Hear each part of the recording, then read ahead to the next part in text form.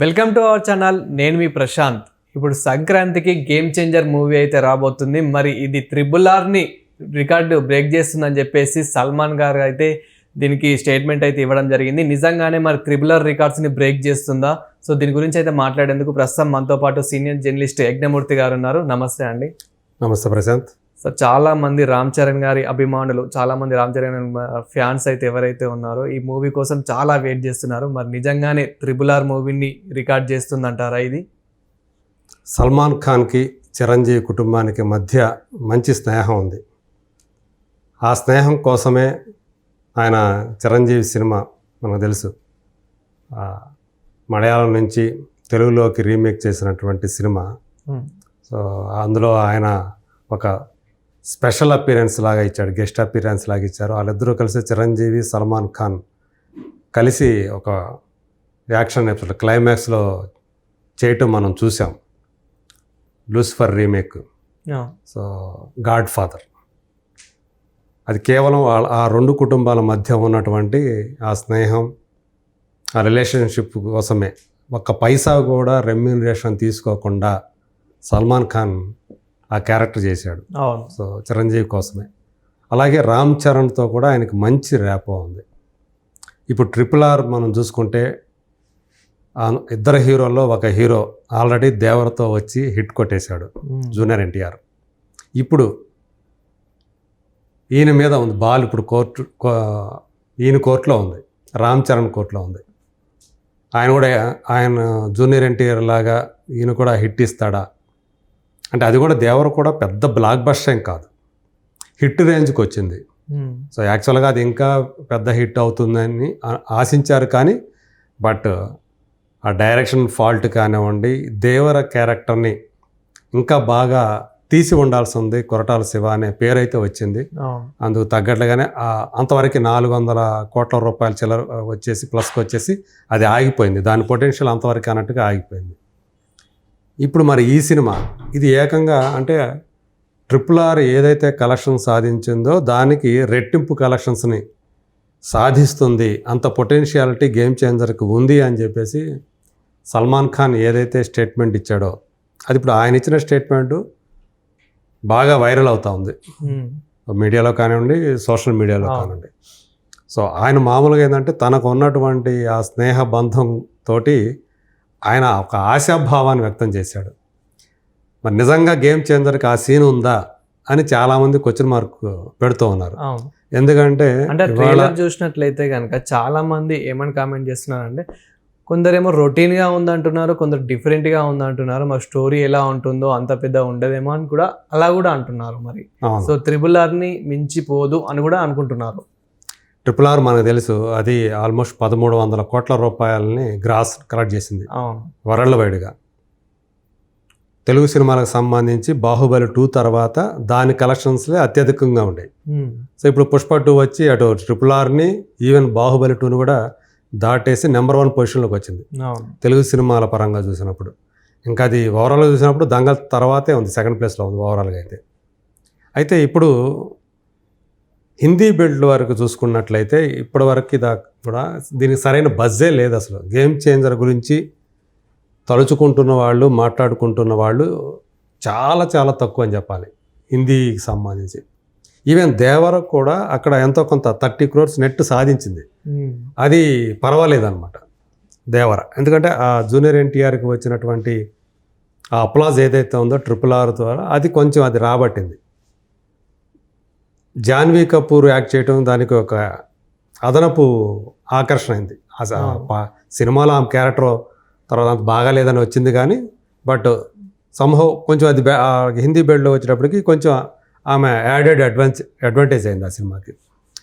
Game చేంజర్కి వచ్చినటువంటి ఇబ్బంది ఏంటంటే, ఈ సినిమాకి ముందు శంకర్ భారతీయుడు 2 అంటే ఇండియన్ 2 అనే సినిమాని డైరెక్ట్ చేశాడు.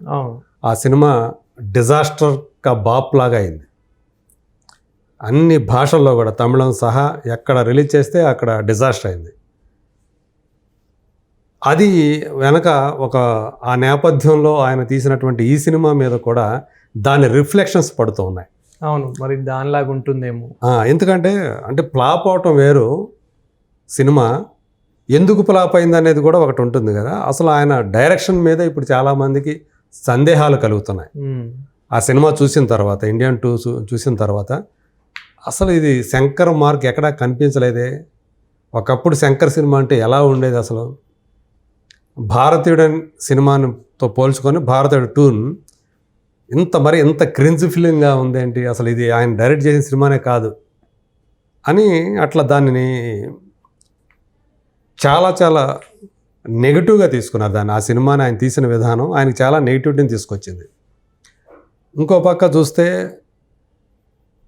ఇప్పుడు దాకా వచ్చినటువంటి ప్రమోషనల్ కంటెంట్ ఏదైతే ఉందో గేమ్ చేంజర్ని, అది పెద్దగా ఉపయోగపడలేదని చెప్పాలి. పాటలు వచ్చాయి, ఒక మోస్తరుగానే విజయం సాధించాయని చెప్పాలి. పాటలు జనాలకు ఆ పాపులారిటీ అది పర్వాలేదు, అంతేగాని ఓ సూపర్ గీపర్ అన్నట్టుగా ఏం రాలేదు. కాకపోతే ఇక్కడ ట్రైలర్ రిలీజ్ అయిన తర్వాత మీరు అన్నట్టు యాక్చువల్గా తండ్రి కొడుకులుగా ద్విపాత్రలు చేశారని ముందే చెప్పారు. కానీ సినిమాలో ఒక రైతు కనిపిస్తున్నాడు, ఒక ఐఏఎస్ ఆఫీసర్ లేదా కలెక్టర్ కనిపిస్తున్నాడు, మళ్ళీ ఇంకొక పోలీస్ వేషం కూడా కనిపిస్తుంది. ఇది ఎక్కడి నుంచి వచ్చింది? అవును, అంటే ఇన్ని గెటప్లు ఉండే ఈ గెటప్లు ఏంటి, ఇన్ని గెటప్లు ఏంటి అనేది కూడా వస్తుంది.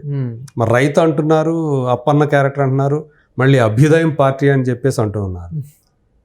రాజకీయాలు టచ్ చేశారు, రైతు సమస్యల్ని టచ్ చేశారు, అలాగే రాజకీయ నాయకులతో, అవినీతి పరులైన రాజకీయ నాయకులతోటి ఒక ఐఏఎస్ ఆఫీసర్ చేసినటువంటి పోరాటం అనేది ఈ సినిమాగా చెప్తున్నారు. లాస్ట్కి మళ్ళీ హెలికాప్టర్లో ఆ లుంగి కట్టుకొని అది మళ్ళీ ఒక మాస్ అప్పీల్ మళ్ళీ. అవును, సో బనియను లుంగి తోటి హెలికాప్టర్లో కత్తి పట్టుకొని ఆయన. కానీ ఏదైనప్పటికీ ఆ ఒక్క సీన్ మాత్రం చాలా నచ్చింది చాలా మంది. ఇప్పుడు ఎవరైతే రామ్ చరణ్ ఫ్యాన్స్ ఉంటారో సో వాళ్ళకి మాత్రం ఈ ఒక్క సీన్ ఇంకా ఊపేసిందని చెప్పాలి. ఒక డిఫరెంటే కదా మరి, ఎందుకంటే హెలికాప్టర్లో రావటాలు పెద్ద విషయం కాదు, కానీ ఎలా వచ్చాడు, అది లుంగి కట్టుకొని వచ్చాడు, బనియన్ లుంగి. అసలే తెలంగాణ ఏపీ వాళ్ళకి ఇట్లాంటి మాస్ సీన్స్ అంటే ఇంకా చాలా నచ్చుతుంది. సో అది రిలీజ్ అయిన తర్వాత ఆ సినిమా మీద ఇక్కడ మన వాళ్ళకి అంచనాలు పెరిగాయి. మరి అదే హిందీ బెల్ట్లో ఎలా ఉంది అంటే ఇప్పటికి కూడా స్టిల్ హిందీలో ఈ సినిమా గురించి ఆఫ్టర్ రిలీజ్ ఆఫ్ ట్రైలర్ పెద్దగా మార్పు రాలేదని చెప్పాలి. ఈవెన్ నార్త్ అమెరికాలో కూడా ఆశించిన రీతిలో ప్రీ సేల్స్ లేవు, టికెట్ సేల్స్ ఆశించిన రీతిలో లేవు. సో అక్కడ కూడా చాలా డల్గా ఉన్నాయి. సో ఈ ఫ్యాక్టర్స్ అన్నీ చూస్తున్న వాళ్ళు ఇప్పుడు సల్మాన్ ఖాన్ ఏవైతే వ్యాఖ్యలు చేశాడో, ఈ సినిమా RRRని మించి రెట్టింపు కలెక్షన్ సాధిస్తుంది అనేది పూర్తిగా అంటే నిజానికి దూరంగా ఉంది. కేవలం రామ్ చరణ్ మీద ఉన్నటువంటి ప్రేమతోటో అభిమానంతోటో ఆ మాటలు అన్నాడు తప్ప, ఆ స్టేట్మెంట్ ఇచ్చాడు తప్ప సినిమాకి అంత విషయం లేదు అని కొంతమంది దాన్ని అలా ప్రాపగండా చేస్తూ ఉన్నారు, నెగిటివ్ ప్రాపగండా చేస్తున్నారు. కానీ mega fans, Ram Charan fans మాత్రం నిజంగానే ఆయన కెరీర్కి ఒక సోలో హీరోగా ఈ సినిమా RRR తర్వాత సో ఖచ్చితంగా టైటిల్కి న్యాయం చేస్తూ ఆయన కెరీర్కి గేమ్ చేంజర్ అవుతుంది అని చెప్పేసి అలా వాళ్ళు మాత్రం అలా వాదిస్తున్నారు.